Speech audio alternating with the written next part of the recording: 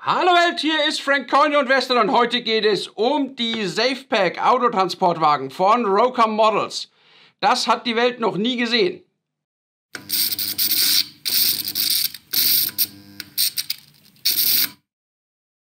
Roker Models ist seit Anfang Januar mit seinem Erstlingswerk auf dem Markt, dem SafePack Autotransportwagen von Whitehead & Cales. Und ich bin echt froh, dass das Paket noch bei mir angekommen ist. Nicht nur, weil es eine echte Odyssee hinter sich hat, sondern vor allem auch, weil es echt tolle Modelle sind. Im Januar konnte man, wie schon erwähnt, bestellen. Die Auslieferung hat sich dann aber doch bis Mitte März hinausgezogen, weil der Container aus China halt Verspätung hatte. Die Modelle sind wie quasi alles, was es neu für den US-amerikanischen Markt gibt, designed in USA und made in China. Steht auch genau so auf der Verpackung. Das erste Paket hat dann aber erstmal DHL Express verloren. Es war meine erste Erfahrung mit DHL Express und hoffentlich auch die letzte.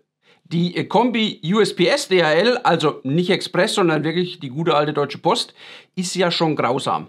Solange das Paket im System des jeweiligen anderen Partners rumlungert, kann die zweite beteiligte Firma keinerlei Auskunft bei Problemen geben. Es sind ja auch zwei getrennte Firmen, ist irgendwo dann auch logisch. Aber den gleichen Bullshit erzählte halt auch DHL Express. Wenn man die deutsche Hotline nach einem Paket fragt, das noch in USA ist, heißt, können wir nichts sagen, ist er noch in USA. Völlig unbrauchbar für einen Expressanbieter und mir so mit FedEx und UPS noch nie passiert. Roker hat, nachdem ich sie sanft drängen musste, mal nach dem Verbleib des Pakets zu fragen, weil das halt nur der Versender kann, neu rausgeschickt mit irgendeinem Priority Service von USPS.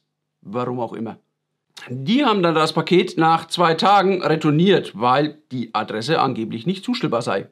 Ich weiß jetzt nicht genau, welche Glaskugeln man im Billings benutzt, um das von Montana aus entscheiden zu können. Aber die müssen mal dringend zur Reparatur, denn die sind sehr offensichtlich kaputt. Roker und ich, wir konnten uns dann doch noch auf UPS einigen und nachdem dann auch eine Woche später die Handelsrechnung von Roker nachgereicht wurde, war das Paket innerhalb von 2 Tagen da. Genug gejammert. Jammern war allerdings auch ein Grund, warum es diese Wagen überhaupt gibt, denn die Bahngesellschaften und Autohersteller sahen sich Anfang der 70er in den USA immer mehr mit Vandalismus gegen Autotransportwagen und natürlich vor allem den darauf befindlichen Fahrzeugen konfrontiert. Mehrere Hersteller sind damals mit Lösungsansätzen auf den Markt gekommen, die von Roker produzierten Modelle entsprechen dabei den von Whitehead & Cales gebauten sogenannten SafePack-Wagen mit Falltüren an den Stirnseiten, einem flachen Dach und vollständig umschlossenen löchrigen Blechverkleidungen. Neben dem Auslieferungszustand hat Roker aber noch weitere Varianten produziert, da die Wagen über die Jahre von den Bahngesellschaften teilweise stark modifiziert wurden. So wurden beispielsweise Dach und Türen entfernt, um Probleme mit zu niedrigen Brücken zu adressieren, die Wagen von 3 auf 2 Ebenen umgebaut, um auf die verstärkte Nachfrage nach SUVs und Pickups zu reagieren, nur um später wieder jetzt höhere Dächer und sogenannte Clamshell Doors, wie man sie auch von modernen Wagen kennt, nachzurüsten. Die meisten Wagen liefen bis in die späten 90er. In Kanada soll man auch heute noch vereinzelt einem begegnen können. Die Modelle sind der absolute Hammer. Es ist wirklich unglaublich, dass sowas in Spritzguss überhaupt möglich ist. Das komplette Modell besteht aus Plastik. Auch die Seitenpanels mit den tausenden, nur einen halben Millimeter großen Löchern in den Seitenwänden. Sowas wäre früher nur im Ätzverfahren möglich gewesen. Dadurch ist der Wagen extrem stabil und man muss nicht darauf achten, wo man ihn anfasst, um nicht aus Versehen irgendwas zu verbeulen. Und trotzdem hat er natürlich diesen unglaublichen Effekt, ich weiß gar nicht, ob ich es im Video hinbekomme, dass man quasi durch ihn hindurchschauen kann.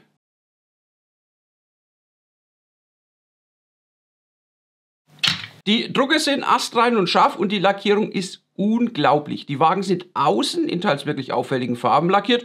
Mein Favorit ist hier natürlich ganz klar der Santa Fe Wagen in Rot und gleichzeitig innen weiß lackiert. Trotzdem blitzt weder außen weiße noch innen die Außenfarbe durch. Ein wirklich erstklassiges Lackierungsergebnis, das ich mangels Wagens ohne Dach nur sehr schwer zeigen kann und deshalb hier mal hilfsweise auf ein Bild von der Roker Website zurückgreife. Die übrigens Ken Patterson gemacht hat, also die Bilder, nicht die Website, und über dessen Podcast What's Neat This Week ich auf die Wagen aufmerksam geworden bin. Genau genommen ist der Wagen nicht komplett aus Plastik, der Wagenboden ist Druckguss. was dem naturgemäß sehr hohen Wagen einen tiefen Schwerpunkt verleiht. Roca produziert die Wagen in allen Varianten, in denen sie jemals liefen. Laut Website sind das dann 10 Bahngesellschaften, 11 Lackierungen und in Gänze aufgrund unterschiedlicher Tür- und Dachausführungen 44 Variationen. Sie sind mit rund 100 € durchaus attraktiv im Preis. Wer es noch günstiger mag, kann darüber hinaus zu den SCL-Wagen greifen.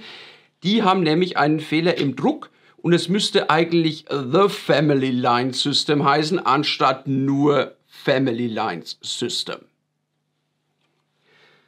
Die kommen dann auf ca. 80 € und es liegt ein Dekalbogen bei, mit dem man den Beschriftungsfehler selbst korrigieren kann.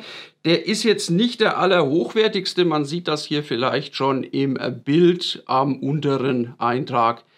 Ist das E und das M schon angekratzt und ich würde mal sagen, viel Spaß beim Durchstechen der Löcher. Hier hat ein neuer Hersteller wirklich seine Hausaufgaben gemacht und ein Erstlingswerk auf die Beine gestellt, das sich echt sehen lassen kann. Lediglich bei der Logistik ist noch Luft nach oben, denn das ist das derzeit größte Manko. Roca scheint nicht mehr nach Europa zu liefern. Mit dem Trouble, den mein Paket und vermutlich auch noch einige andere, die in Richtung Europa unterwegs waren, produziert hat, nicht ganz unverständlich.